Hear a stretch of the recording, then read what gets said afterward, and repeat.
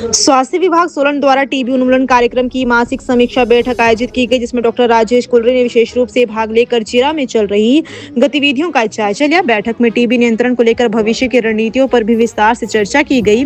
बैठक के बाद मुख्य चिकित्साधिकारी सोलन ने जानकारी दी कि भारत सरकार द्वारा जारी सूची के आधार पर जिला में कई उच्च जोखिम और संवेदनशील गाँवों की पहचान की गई है। इन क्षेत्रों में टीबी के प्रभावी नियंत्रण के लिए विशेष अभियान चलाया जाएगा। सीएमओ ने निर्देश दिए कि अधिक से अधिक लोगों तक जांच सुविधा पहुंचाने के लिए निक्षय शिविरों की संख्या बढ़ाई जाएगी। अब ये शिविर प्रत्येक रविवार और राजपत्रित अवकाश के दिन भी आयोजित किए जाएंगे, ताकि अधिकतम आबादी को कवर किया जा सके। शिविरों में लोगों का पंजीकरण, एक्सरे तथा आवश्यकता अनुसार बलगम की जांच की जाएगी।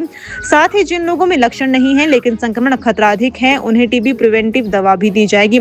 बैठक में सैंपलिंग बढ़ाने पर विशेष जोर दिया गया। सीएमओ ने बताया कि जिन स्वास्थ्य केंद्रों में बलगम जांच की सुविधा उपलब्ध नहीं है, वहां से भी सैंपल एकत्र कर अन्य केंद्रों में जांच के लिए भेजे जाएंगे और रिपोर्ट संबंधित मरीज तक पहुंचाई जाएगी। उन्होंने लोगों से अपील की है कि यदि किसी को लंबे समय से खांसी, वजन में कमी, बुखार या अत्यधिक थकान जैसे लक्षण दिखाई दें तो तुरंत जांच करवाएं। विशेष रूप से मधुमेह, उच्च रक्तचाप, कैंसर और किडनी रोग से पीड़ित लोगों को अतिरिक्त सतर्कता बरतने की सलाह दी गई है। टीबी की मासिक रिव्यू बैठक हुई, जिसमें deputy mission director doctor Rajesh Kuleri ने भी हिस्सा लिया, जिसमें जिले के टीबी के कार्यक्रम को जांचा गया और उस पर विस्तृत रूप से चर्चा की गई। इसमें हमने विशेष रूप से ये पाया कि हमारे वल्नरेबल विलेजेस काफ़ी हैं जो कि टीबी के लिए वल्नरेबल लिस्ट में आए हैं, भारत सरकार की लिस्ट में, जिनको हम हाई रिस्क विलेजेस कहते हैं, और हमारी वल्नरेबल पॉपुलेशन है। तो उसे कंप्लीट करने के लिए, उसे पूरे का पूरा कवर करने के लिए हमें कैंप्स बढ़ाने पड़ेंगे।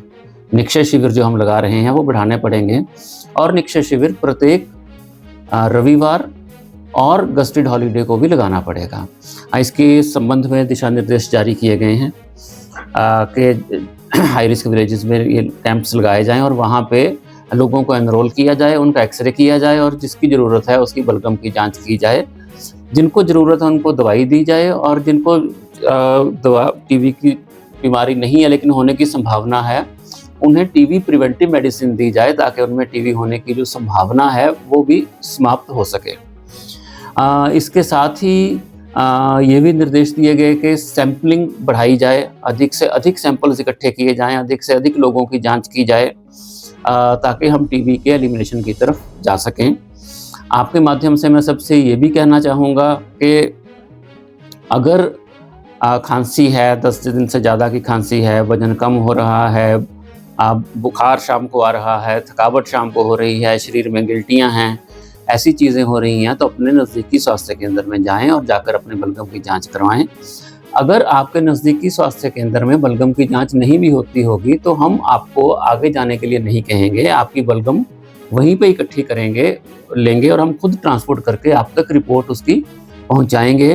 कृपया करके थोड़ी भी संभावना अगर है, और ख़ासकर अगर आप वल्नरेबल हो, आपको हाइपरटेंशन है, आपको डायबिटीज़ है, या कोई कैंसर की बीमारी से जूझ रहे हो, किडनी की बीमारी से जूझ रहे हो, कोई ऐसी दवाइयाँ खा रहे हो जिनसे इम्यूनिटी कम होती है, आपकी इम्यूनिटी वैसे ही कम है, तो अगर थोड़े से भी लक्षण हैं तब भी आगे आएँ और अपनी जांच करवाएं और अपने को, अपने परिवार को, अपने समाज को सुरक्षित रखें।